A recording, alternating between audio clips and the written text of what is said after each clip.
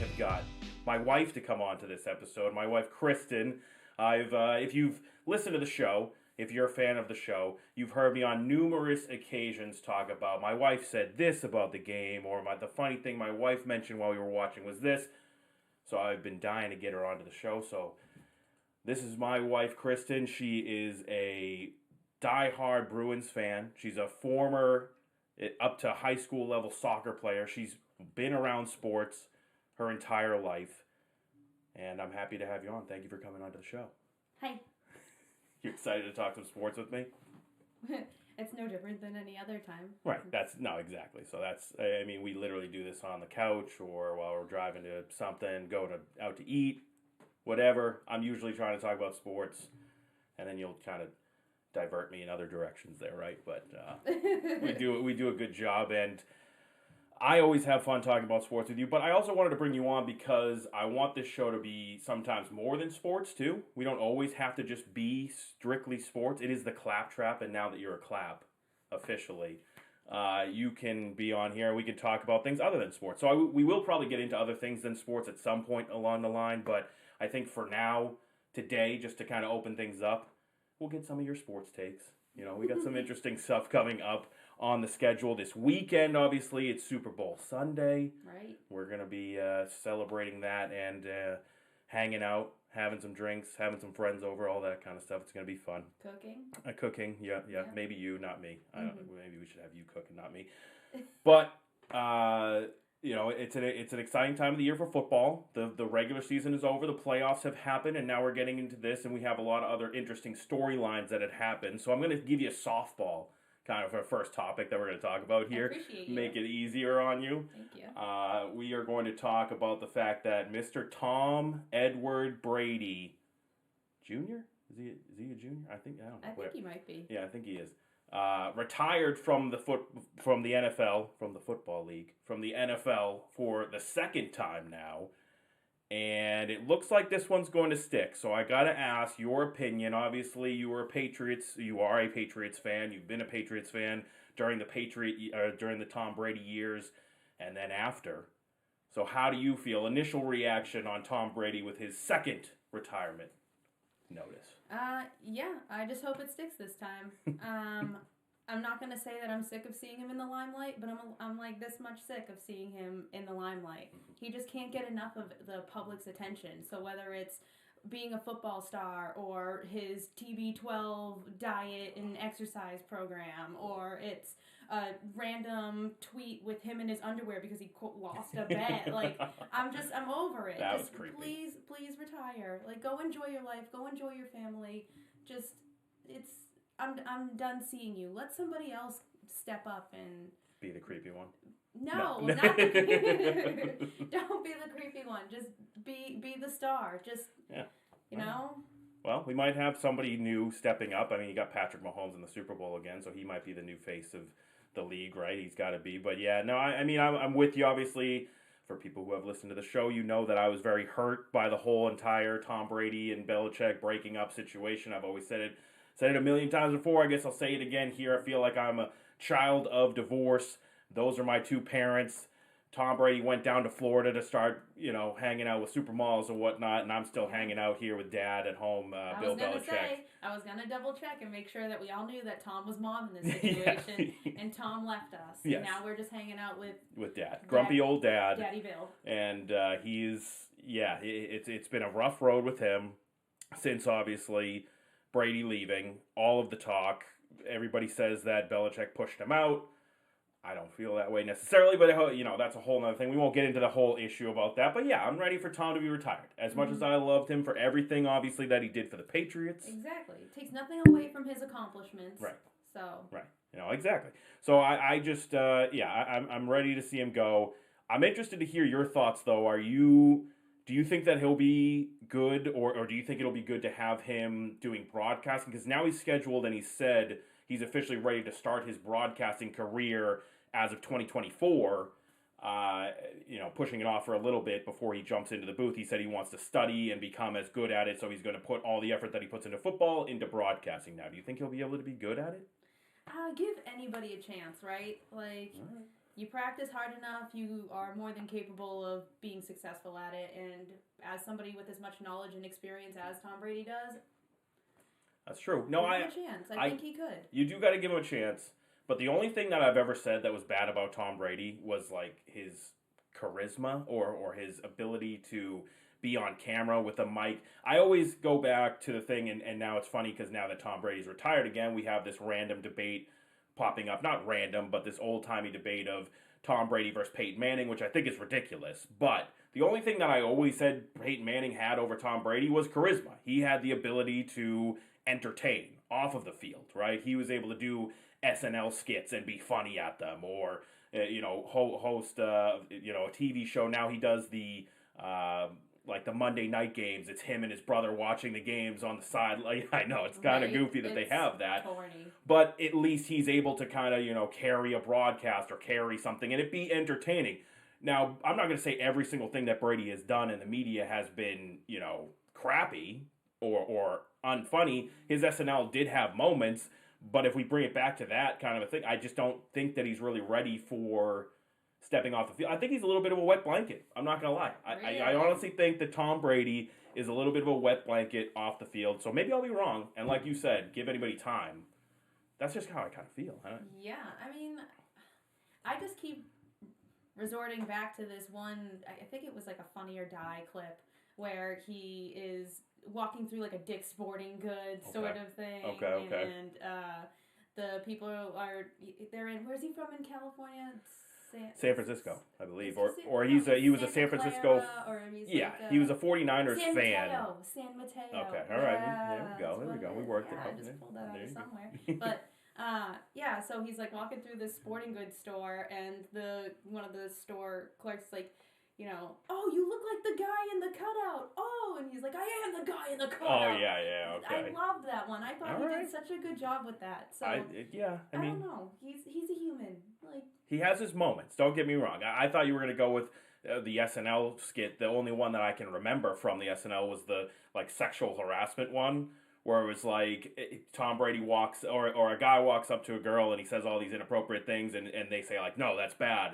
And then in comes Tom Brady and he does the same thing, and he's much better looking than the other guy, so now all of a sudden he gets away with it. This is not sexual harassment. Right. All you have to do is look like Tom Brady. Mm-hmm. So that was like the major joke for the entire thing. I thought that one was, intriguing or interesting enough. But overall, I don't know. I haven't seen, maybe that Dick's commercial, that's a good one. But otherwise, I just feel like, my overall take on him is he's a wet blanket off the field. Greatest quarterback of all time, greatest NFL player of all time. I know I almost just knocked my water over there.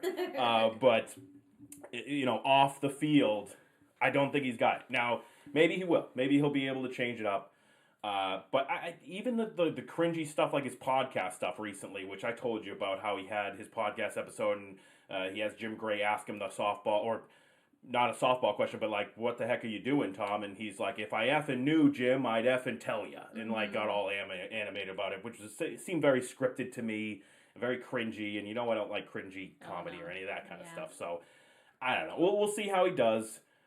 But, you give him a shot. You never know how it's going to be. You got the Tony Romos of the world that everybody seems to be getting annoyed at. Now he's the guy that's just going out there being like, oh, look at this. Oh. And then he's like trying to guess every single play. He's kind of annoying.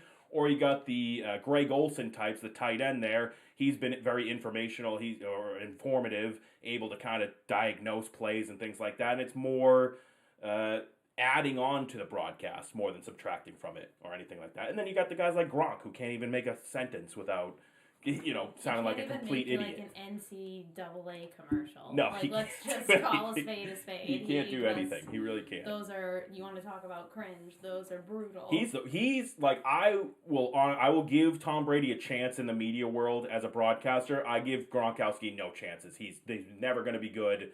I do have a personal thing against him. I don't like him, but I just don't. Nobody says that he's good, right? Nobody says he's funny. Nobody says that he's entertaining.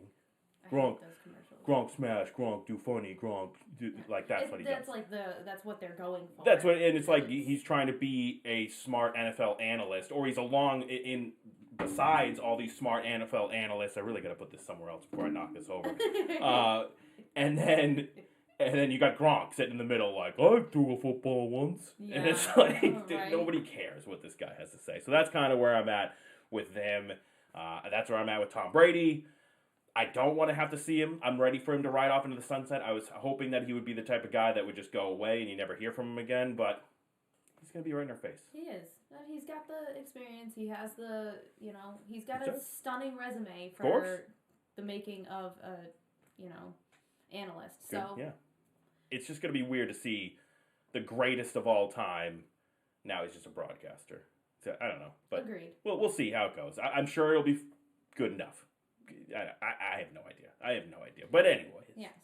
Anyways, Tom Brady retired. But that's not the only thing going on for football this week. As I alluded to, obviously, we have the Super Bowl this weekend. We have the Chiefs and the Eagles playing in what is a battle of the number one seeds. They both had, I believe, the same exact record going into the playoffs. They both were the number one seeds. They both had MVP candidate quarterbacks. They're basically like very similar teams overall. And you've been following along with NFL this year specifically, and we're going to get into one of the many reasons why you were doing that later on in the show. Excited to talk about that. But I did want to get into the Super Bowl thoughts, what we think is going to happen, what we're feeling, what way we're leaning. Obviously, another thing about this whole thing is Massachusetts just allowed sports gambling, so people are going to be doing more of that this Super Bowl, especially in the New England area or Massachusetts specifically.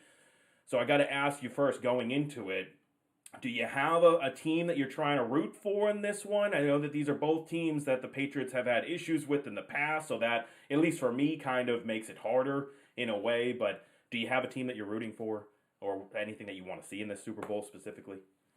I don't know. I mean, I guess part of me obviously wants to see Patrick Mahomes. He's, quote, the next Tom Brady or whatever. You know, I love the young ones who have a really promising career. I want to see that being fulfilled, dreams come true sort of thing. Of course. I'm a hopeless romantic like that. Yes.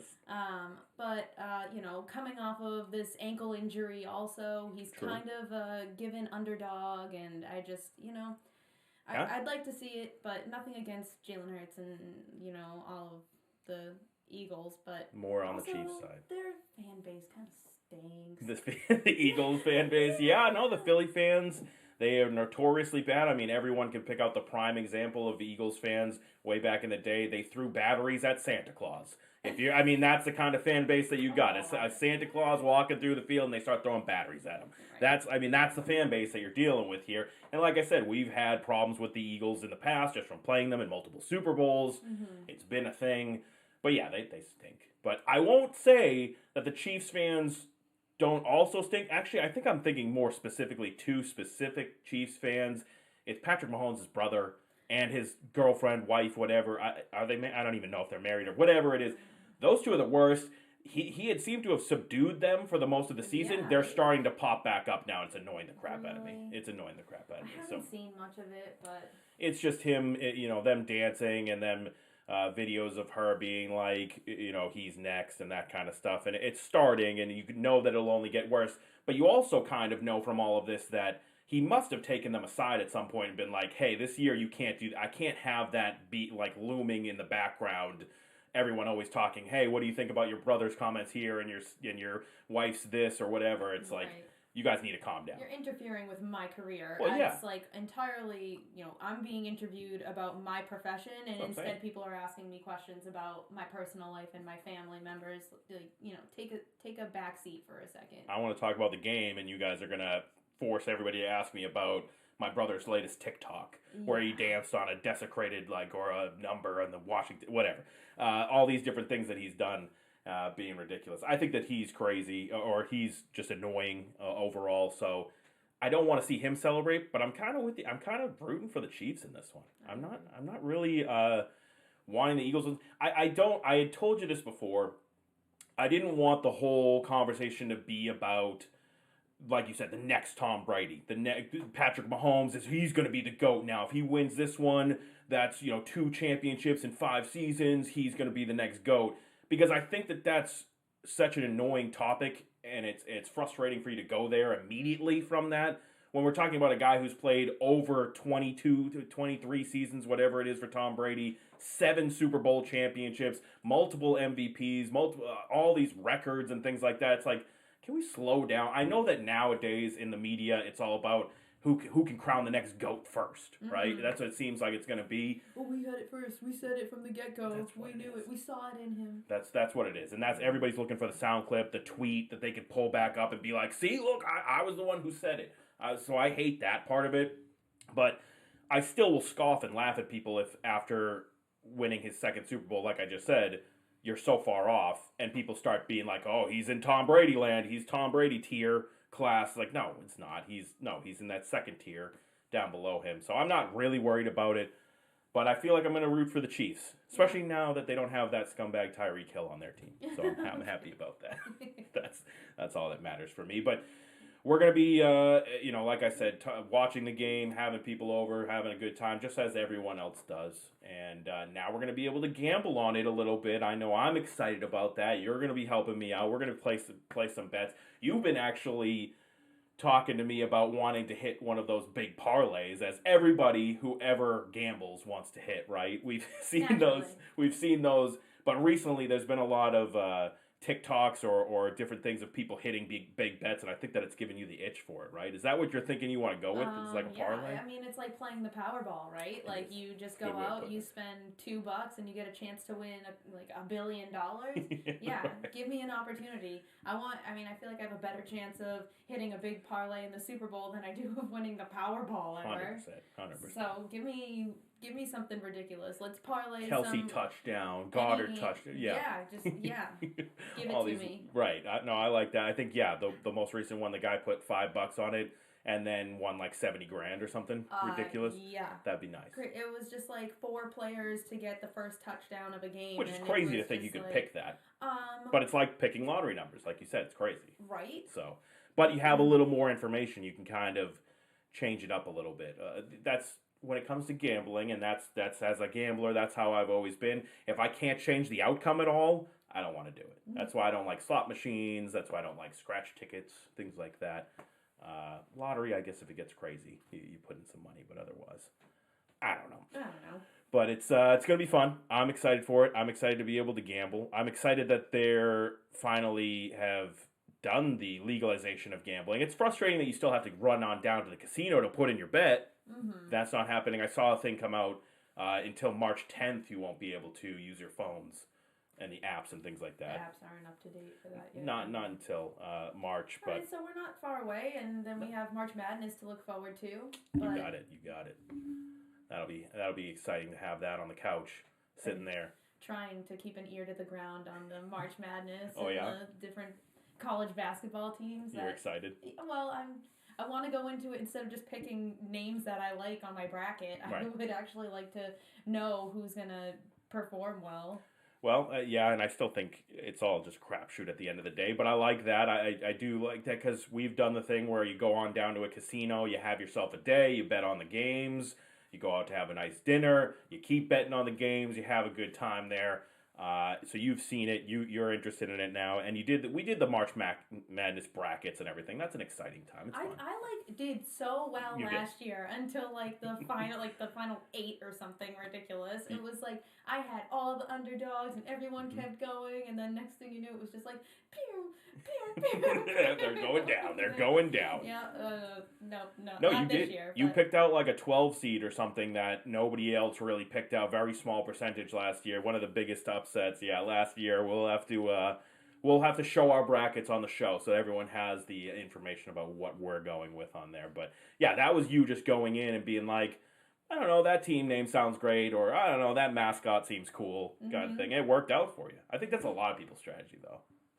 It's a casual thing. It's a fun casual thing. I don't know.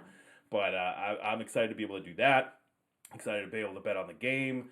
Like I said, this weekend, the Super Bowl, that'll be exciting. We're going to do, I think, our boy Vance, our dog, is going to make a nice selection that we'll put in a bet for our dog Vance. If you haven't seen that before, we actually did that once before. We tried to get Heidi as well. Those are our 2 dogs. We tried to get them to flip over a cup and pick out a winner that they wanted. Heidi couldn't really figure it out, though. Yeah, no, she's a little too timid, but She's Vance moral knows. sport. He knows this. He knows the prize at the end. Yeah, he knows what he's doing. So he gets in there and picks the cookie right out and is excited and ready to go. So stay tuned for Vance's Super Bowl pick. You all are going to want to jump on that one. He knows what he's talking about, obviously.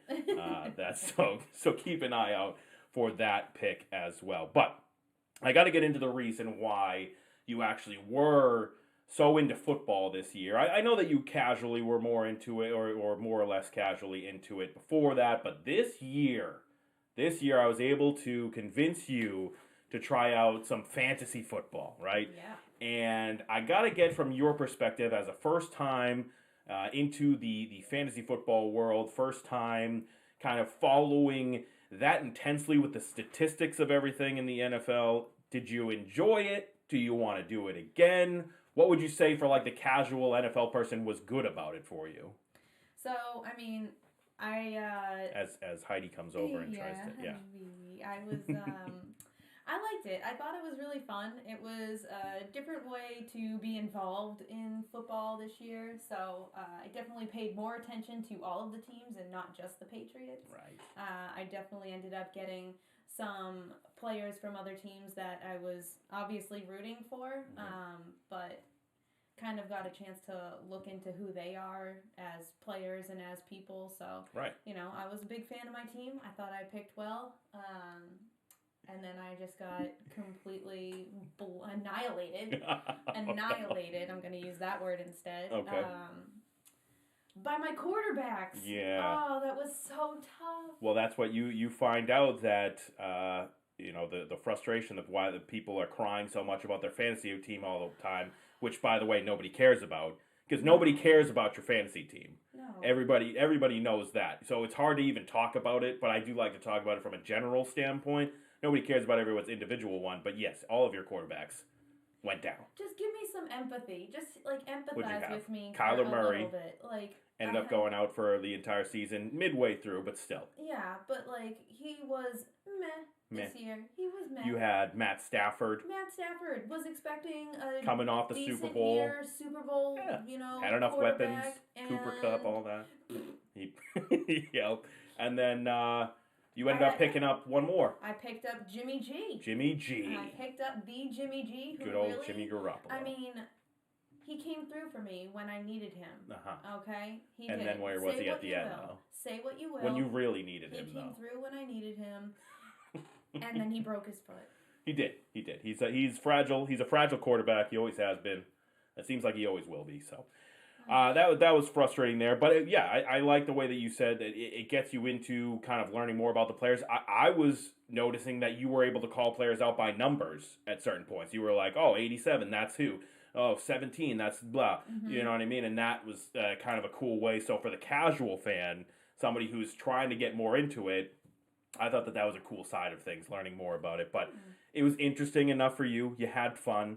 Plus, you're competitive. You're competitive. I can't help myself, but it really hurts my feelings when I'm going out there with what I think is a good team, and it's like trying to predict the weather. Yeah. Like in all of these conditions, you would normally have a thunderstorm, and instead, it's a beautiful day, and you were prepared for rain. It's addicting. So, it's addicting. We'll see. And we. I hope I get to keep Christian McCaffrey though. Yes. I had that duo. It was like, Jimmy G to Christian McCaffrey. Yep. Now let's just give him a weapon like Christian McCaffrey, and we can just see where the team goes. Christian CMC. It's gonna be tough, going forward. Maybe it'll be a league where you keep it. I don't know. But I was also the other lucky thing. First time walking in to a fantasy football draft, and this woman gets first overall picked right out the gate. I've run my own league since about 2007, I think. Never had the first pick. Never had the first pick. She walks in first day. She gets first pick. Yeah, and that's what I get. Beginner's luck. You got CMC? Well, I did. I got CMC, and I even got to pick up Mark Andrews. But I mean, despite all of that, what did I finish? Ninth. I was third and all year long, and then I think you came in 5th place, and then you in the losers bracket you fell down because you didn't care anymore. That's not. Didn't care. But I had no quarterback. anyways, we're not going to get into all that because nobody really cares. But I like the fact that you were able to get more into football because of it. So that was fun about it. That I enjoyed it. And the defensive players. That was kind of interesting. Like, well, we always just view them as defense as a whole, but this year it was kind of fun to be like, oh, Jordan Poyer, like, Jordan Poyer, let's go. Exactly. No, that's a little wrinkle into it in that one, but overall, so you said you'd do it again, though? You will do it? Yeah, I'm down. You're down. Okay, good to hear. Glad to hear it. You're my sports girl. You know everything, or you're getting to know more and more about it, about NFL. You always follow the Bruins. We've been following more of the Celtics with me and everything. We watch the Celtics, the Bruins, everything like that. So I got to ask, we're switching subjects now. Who do you feel more confident in that they can win a championship this year? I mean, if you're watching on YouTube right now, I got the home record right behind me, and I just smashed a little. I'm a mess today in this episode. This is ridiculous, but a little nervous with my wife on here, I guess. Biggest critic. Do you think that the Celtics or the Bruins have a better shot to win the title this year? I mean, I'm going to say Bruins. I do feel like they've got just such a team this year. They've really found their momentum. Things are clicking and working well. Goaltenders are just out of this world right now. Oh, yeah. So not saying that the Celtics can't also. I really feel like just the way that everybody's been playing in the NBA right now, the Celtics are really just jumping ahead. Well, they're at an interesting spot where they should have one of the most, if not the most talented teams, certainly in the Eastern Conference, if not in the entire league, other than the Warriors, who always have their number. True. They should be in the finals, the Celtics. That's why I think that the better chance is with the Celtics, because you were right there last year. You were 2 games away. You should be back there again, right? Mm-hmm. The Bruins, my heart is with the Bruins. I want the Bruins to win more than the Celtics. And the only reason that I want that is because I think that the Celtics run is going to be a lot longer. I assume that having Tatum, one of the top 5 to 3 best players in the league, for the foreseeable future, your team is going to be good for a long time. With the Bruins, we're at the very end of the super extended window that they had of the Bergeron, Marchand, now Pasternak's a part of the group. That whole group, Krejci obviously who's come back. That grouping is at the very end. Maybe they go one more year next year, but I can't see them going. I mean, Patrice was going to retire going into this season. Krejci had already retired. He was overseas. Marchand's getting to that end of his career age. So this is a last run for them. But I also have that aching feeling in the pit of my stomach that they're going to do what they've done since the 2011 season and just look like a great team, and then they go in there and they get bounced by a Carolina Hurricanes, or they have to fight against a Blue Jackets team in the second round, or the Washington Capitals come out of nowhere and then they're going to be in our face or something. That's going to get in our way. So I'm always going to have that in the pit of my stomach. But I agree with you. They're in a crazy position right now, of course. Yeah, I mean, when you think about the sports as a whole, I kind of feel like hockey is a little bit more tumultuous. Like, you can be just like such a great team and really be clicking all year, and then all it takes is, you know, a puck to the face, and now he's down, and the whole flow has gone completely off. Like, or just puck luck in general, right? Puck luck in general, yeah. Sure, yeah, absolutely. That tumbling muffin is... As Jack Edwards loves to say always, that's your favorite, the tumbling muffin. The tumbling muffin, I call it out every time I see it. Yeah. Jack is a great one. But yeah, no, I agree, because in the NBA, if you have the best player on the floor, your chances of winning are astronomically higher. If you have the best player on the ice in hockey, you could still lose 3-0 because your goalie let up a couple of cheap ones, and all of a sudden, you couldn't score that night. Exactly, but you also have the NBA where, somebody has a bellyache for a day and they're not playing for the next 3 weeks. So that's also true. But that's just regular season, okay? Yeah, but you're used load management. You're used to getting all the different players in the game. You get some of the bench players in. You can go without Marcus Smart for a while and still be winning games. You can sit Tatum for a little bit and still be winning games. Mm-hmm. So, you always have that But if you're missing Marchand for a couple of games, you it see ruins it, a whole you line. feel And, it. Yeah. Yeah.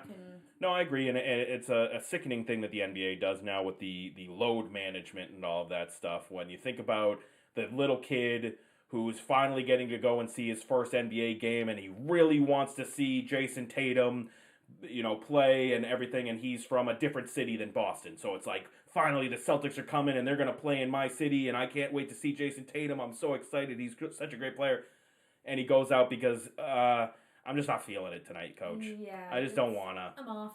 Right? I have a hair ache. That's what I'm saying. What are you coming up with for your excuse? But that's the problem I have with it, is when you go and it's that one kid that's like dying to see his favorite player, and you just took the night off. Yeah. Like, what are we talking about here? I mean, you go back even 15 years in the NBA, and you had guys who were warriors out there going and playing every single night and trying to get to 82 games every single season. The Kobe's, the Garnetts, these guys that were much more about that and about playing to win. And now it's all about, let's just win enough until we get into the playoffs and then take as much rest as we can. Right. That seems to be the case. So. Yeah, I mean, you're supposed to have this team mentality. I'm a part of the team. I need to put in my effort in order to make sure we get to where we need to be for everybody, for all of my players. That's true. And now it's kind of more of an individualized sport, right? Everybody's out there just trying to make themselves look good. How's their stat line? How's everything? And, being with my team can make my stat line look better. Yeah, so obviously right. I still have to be a team player. But I just feel like we've gone away into this individualized sport where, Marcus didn't get that 3-pointer. I'm so surprised. Right. But now he's having a hissy fit on the other end of the court when he should be hustling back. So, he's got to get that foul call. But that's one of my biggest gripes with the NBA right now is, first of all, you're just micromanaging the video camera to make sure that, look, he touched him right there. Nope, you can't touch him like that. Like, it had no effect on the actual play. Yeah. You're just going to give them an extra, they still made the basket. They just get an extra shot now because he was grazed. I've always said, drives me crazy. I think that replays itself are ridiculous. I know we're kind of going off on a tangent here, but I think replays themselves are just getting worse and worse in sports. And the snowball is already rolling down the hill. It's only going to get worse from here. It's not going to get any better. They're not going to stop doing replays. They're going to do more and more replays. They're going to the microsecond, to the slow motion, this, that, and the other thing. And they still don't even get it right half of the time. So it's like, I would rather just rely on that human element, human error, all that kind of crap. That to me makes the game better. You're always going to complain about the refs no matter what. So just giving more replays gives the crowd more ammunition to complain more. Right. That's basically all it is. So, but yeah, I mean, NBA players now, because it's in the rules that you can basically argue to a certain point, they're going to argue. They're going to do everything that they can within their rights to try and get the advantage. It's professional sports. If you're not acting that way, I don't think that you should actually be there, in all honesty. You should take every advantage that you should get to be the best that you can be. That's how I personally feel, but it's annoying to watch. Yeah. It's annoying to watch. I don't know. Like you said, I played soccer, and girls soccer can be just absolutely vicious. Brutal. Yeah, really, really vicious. Brutal. So some of the worst injuries of all time happen, for sure. Yeah. But, I mean, they've started doing the whole camera thing for, like, the World Cup and everything. And for the flops? National. Well, for the ball, like, trying to make sure, the ball crossed over the goal line by, a hair, or no, it didn't by a hair. Right. And, I mean, that was one of my favorite parts of soccer was you had this human buffer element. zone Right. where, it would go both ways. So if the ref missed a call for my team, he was going to miss a call for the other team. Or if he thought they missed a call for, my team earlier, then they would give us a makeup call. Well, that I don't like. That I don't like. Come on. That I don't like the intended makeup call, though. I like the human element and human error side of things, where if the referee messes up, he messes up. But I want you to keep trying to call the game to the best of your efforts. I don't want you to be like, well, I did mess up on that one for them, so I guess I should make up for it over here. Yeah, but it's gray. It's not black and white. And you can never see what's in the mind of a ref. and what he's actually thinking. Obviously, he's going to say, I'm just calling it by the letter at all times. But you can't have like an egregious makeup call. You can't just be like, oh, you know what? She did kind of slide tackle and maybe not get the ball on that one. Like, I'm going to let that blatant handball go. Right. It's not no, you can't. You have to be subtle about it. But, hey, it can happen with all referees. I mean, the NBA had the biggest of scandals for the longest time with that kind of stuff. So, I think it's everywhere. I just think that more replays is bad. Just bring it back to the human element. Just full human element in for me. But it's not going to be there. It doesn't matter. And teams are going to have to deal with it. Players are going to have to deal with it. You're going to have to be the better team. You're still going to have to go out there and win. You're still going to have to go out there and do your job, do enough to win, be a good teammate. And we saw one of the best teammates recently, switch teams the other day in Kyrie Irving. So I know that he's going to be good to bring to the Dallas Mavericks now. He's going to be a great teammate for them.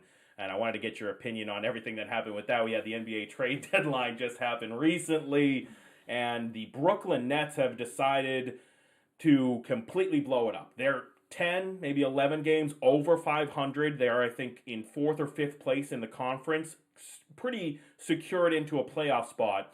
And now you have Kyrie Irving requesting a trade. He's gone to the Mavericks. And then Durant is now gone. He is now on the Suns. Both teams going to the Western. Both players go to the Western Conference. Makes it easier for the Celtics. Hey, I'll take it. Right? I'll take it. At the end of the day. But what do you think about all that with Kyrie leaving now after forcing his way out of Boston? After forcing his way out of Cleveland to come to Boston, then forcing his way out of Boston to go to the Nets, and now he's forced his way out of the Nets to go to the Mavericks. Great teammate, right? Well, I'm just, he's delusional. I'm going to throw it out there right now and be really harsh about it. Good. But, if he's going to come out and keep changing teams and say that he's being disrespected by this team and, that it's just not working with these people and everything else. Tiniest violin. No, I'm just starting to, maybe you should realize that it's not all of these teams. It's you. It's me? Hi, you're the problem. It's you. Seriously. Okay, Taylor Swift. Yeah, you're welcome. No, I agree. It's when I saw, and I've had a roller coaster ride with Kyrie personally, because when he came to the Celtics, I wanted so badly to like him. I wanted so badly for him to be a good player on this team, because I know how talented of a player he is. Obviously, things have gone south, and I've soured very much on Kyrie Irving. It all happened for me, no matter what you want to say about this. When he stepped on the logo, if you want to say that I'm acting like a child for caring about your NBA team's logo, I don't care what you have to say. I felt disrespected by that.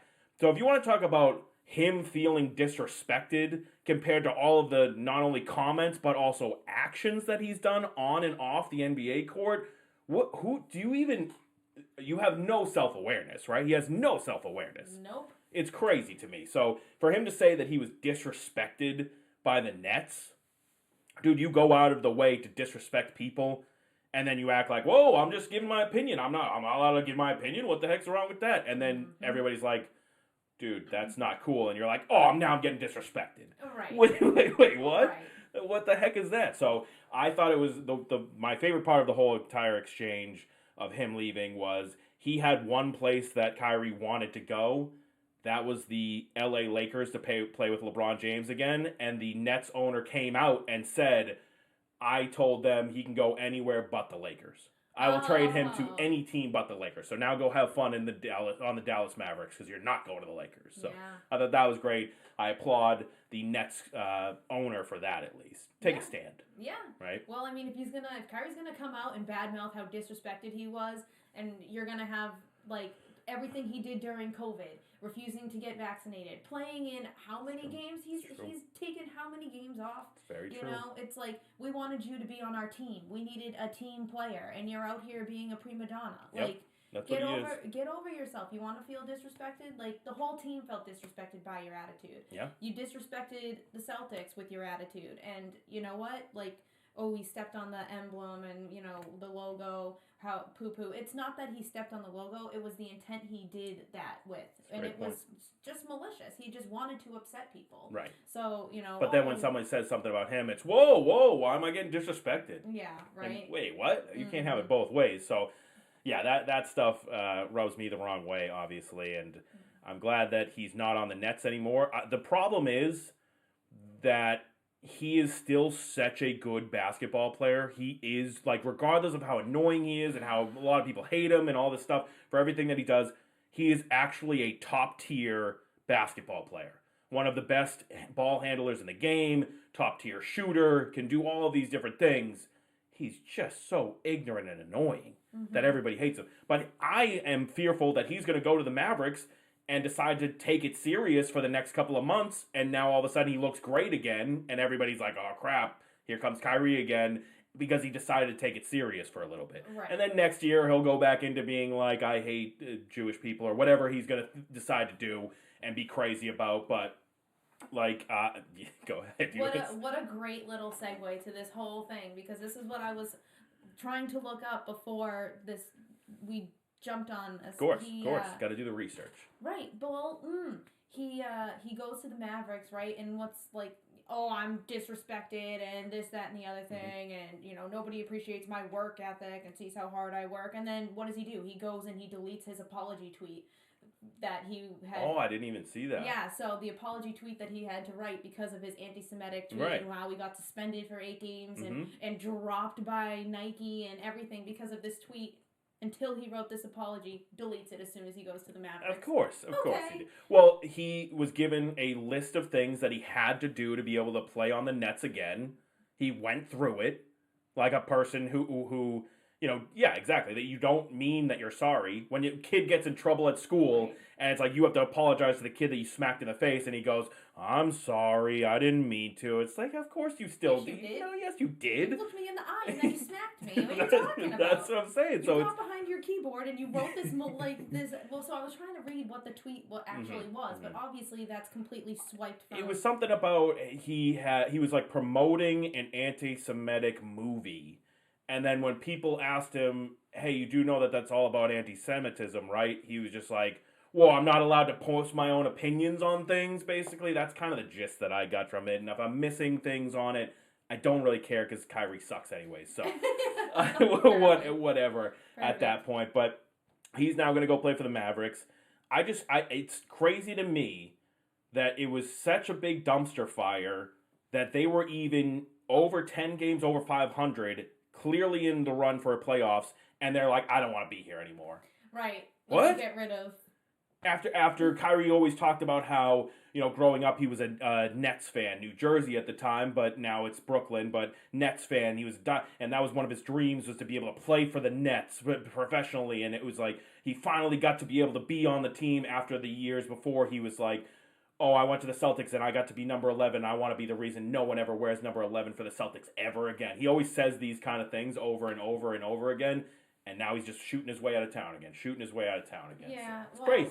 It's like those people who are manipulative, you know. And there's some really good manipulators that are like, oh my god, I had no idea he was a serial killer. Right. And then you have like Kyrie, who's just a horrible manipulator, and he thinks he goes out well, there and he's gotten caught so many times, just like... Hand up, he got me when he was like, if you guys will have me here, I'm going to stay here. I was like, yeah, Kyrie, I can't wait to have you as a Celtic. And then, lo and behold, he was a liar. Right. He's a manipulator. Right, he manipulated the crap out of me. I have no problem saying. You're a victim, it's not your fault. I am a victim. Thank you. That's a good way of putting that. So, well, you've got Kyrie moving there. We've got Durant also moving over to the Suns.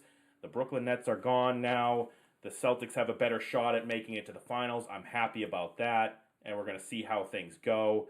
So, I don't know. It's a good time to be a Boston sports fan, though I will say. I know that the Patriots are having their troubles and the Red Sox kind of suck, but the Celtics and the Bruins have good shots, and we're excited about it, right? We're excited to see how it's going to go. I'm here. I'm ready to watch the Patriots grow. I'm ready to see them turn this new leaf, and I don't care about the Red Sox. Okay, good. Well, I hope you're also ready. Like I said, I want to be able to talk about more things than just sports here. So I hope you're ready. And if you are watching on YouTube, you can see in the background of Kristen, there is a snowboard behind her. I hope you are ready for this weekend. I'm going to actually, for the first time ever, attempt to go snowboarding. I've never even been skiing or snowboarding. I'm going to try it out. This crazy woman is convincing me to try it. Get me on those bunny slopes, maybe. Yeah, I'm gonna try and hit a jump. What do you think that I'm gonna be able to handle it? What are your predictions for the weekend for me? Be honest. Don't just be my wife. Don't try and pump me up. What do you think? No, I think you're athletic by nature. I think you'll grasp it. You'll grasp it, but nobody's perfect on their first run. Okay. All right. So when I do the next show and people see me with like a sling and I'm holding my shoulder and and I limp in on camera and stuff like that, they'll know why. Yes. At this point. Yep. Because I fell all the way down the mountain. Down the bunny slope. Yep. Do you have any recommendations or tips of the trade for me? Anything big that I need to know before getting onto the mountain? I mean, one thing that I kind of did, and maybe this is just me personally, but if I ever felt like I was getting out of control, just fall on your butt and start over. Fall on your butt. If you feel like you're losing it, fall on your butt, at least when you're starting. And then as you gradually improve and your skills are a little bit better, maybe try not to fall on your butt. Try to adjust and turn it into a turn or switch. Right. Go a little goofy. You can switch legs. And now you're throwing terminology at me. I don't know how I'm going to do with that. No, I think it'll be fun. I'm excited for it. I'm excited for the Super Bowl. We'll be back again next week to talk about things. I'm going to try and have Kristen on more so we can talk about things. Not just sports, like I said. I want to be able to talk about other things too. So that's why I'm having you on the show. I appreciate you coming on. What did you think of your first experience? I mean, it's like talking to you regular, only now I have to stare at a camera and have a microphone in my face, but... Yeah, here you go. I know, I probably didn't look at the camera enough. That's all right. That's all right. We're still getting used to this. We're setting up this new setup in person. We're going to bring more content this way and try some new things. It was fun. It was fun? Yeah. Good. I'm glad. I'll do it again. That's... All right. My hands are sweaty, but... Okay, well, that's going to do it for this episode. Thank you again, Kristen, for coming on to the show. I appreciate it. We will be back again next week to talk about everything that happened at the Super Bowl, any of the bets that happened. By the way, actually, really quickly, I'm going in on this trying to make some bets. We already talked about it. I'm thinking, so we want to bet on the coin flip. We want to bet on the national anthem singer over under, those kind of things. I want to bet on the goofy stuff. That's what I want to do. So I hope you guys are ready for that. We're going to put out some of the picks that we end up doing on the social media platforms. So you see it underneath me if you are watching on YouTube, if you're listening along on the podcast or on the radio. Look for tweets from us, Instagram posts. Got our dog Vance, who's going to be involved in it, making picks and things like that, at the Clapp Trap, at Zack Clapp.